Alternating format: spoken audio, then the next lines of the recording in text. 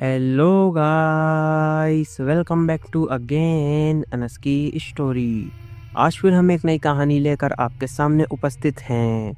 दोस्तों, video start करने से पहले मैं आपसे एक बात कहना चाहता हूँ। अगर ये वीडियो आप तक पहुँच गई है तो प्लीज़ आप चैनल को सब्सक्राइब करें और मुझे अपना छोटा भाई समझकर सपोर्ट करें, क्योंकि आपके सब्सक्राइब करने से हमें मोटिवेशन मिलता है और वीडियो बनाने में भी अच्छा लगता है। तो प्लीज़ आप लोग मुझे सपोर्ट करें।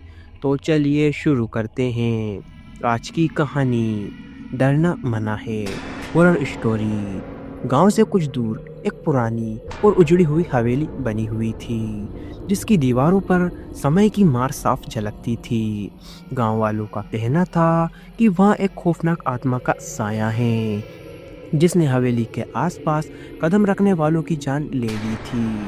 कई सालों से वह हवेली वीरान पड़ी थी, लेकिन फिर भी कभी कभी वहां से अजीबोगरीब आवाज़ें और चीखें सुनाई देती थीं।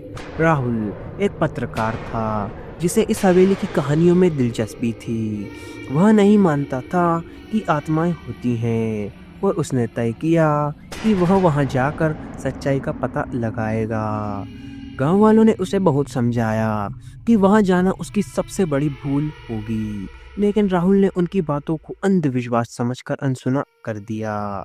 रात के समय जब हवेली और भी डरावनी लग रही थी, राहुल अपनी टॉर्च और कैमरा लेकर वहां पहुंचा। हवेली के अंदर घुसते ही उसे एक अजीब सा सन्नाटा महसूस हुआ। हवा में सड़न थी और दीवारों पर जली हुई उंगलियों के निशान थे, जो कि बेहद ज़्यादा खौफनाक लग रहे थे। अचानक उसे एक ठंडी हवा का झोंका महसूस हुआ और उसके कैमरे की स्क्रीन झिलमिलाने लगी। राहुल ने जैसे ही अंदर कदम रखा, उसे एक परछाई दिखी। उसने कैमरे की लाइट ऑन की, लेकिन वहाँ कोई भी नहीं था। तभी अचानक उसके कानों में किसी औरत के चीखने की आवाज़ आई। डरते हुए उसने चारों तरफ देखा, लेकिन वहाँ कोई भी नहीं था। जैसे ही उसने आगे बढ़ने की कोशिश की, उसके पैरों के नीचे ज़मीन हिलने लगी और वह सीढ़ियों से गिर पड़ा। उसके शरीर में अजीब सी झंझनाहट होने लगी। कभी उसे एक पुरानी पेंटिंग दिखाई दी, जिसमें एक औरत थी, जिसकी आंखें लाल थीं और चेहरा डरावना था। अचानक उस पेंटिंग की आंखों से खून बहने लगे। राहुल के रोंगटे खड़े हो गए। उसने वहां से भागने की कोशिश की, लेकिन दरवाजे अपने आप बंद हो गए।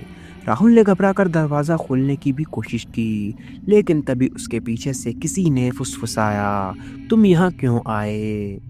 उसने मुड़कर देखा तो वहाँ पर एक औरत खड़ी हुई थी, जिसका चेहरा जला हुआ था और उसकी आंखें खोखली हो रही थीं। वह धीरे धीरे राहुल की तरफ बढ़ रही थी।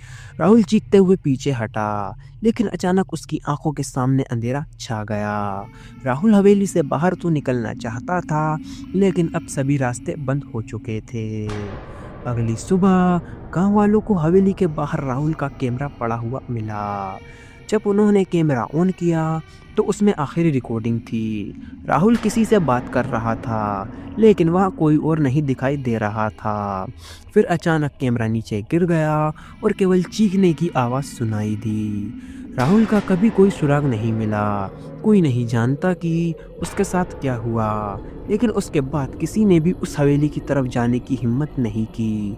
कहते हैं वहाँ आज भी अब भी उस आत्मा की चीखें सुनाई देती हैं, और जो भी हवेली के करीब जाता है वह रहस्यमय तरीके से गायब हो जाता है, और वहाँ पर जाने वाले का कोई नामो निशान भी नहीं मिलता। क्या आप कभी उस हवेली में जाने की हिम्मत करेंगे? यह कहानी केवल मनोरंजन के लिए है। इसका उद्देश्य किसी भी धार्मिक या सांस्कृतिक भावनाओं को ठेस पहुंचाना नहीं है। अंत में मिलता हूं आपको नेक्स्ट वीडियो में किसी नए टॉपिक के साथ। तब तक love you so much NS की जनता। अगर आप लोगों के पास भी कोई डरावनी हॉरर स्टोरी है तो आप हमें इंस्टाग्राम पर डीएम करें। जय हिंद, जय भारत।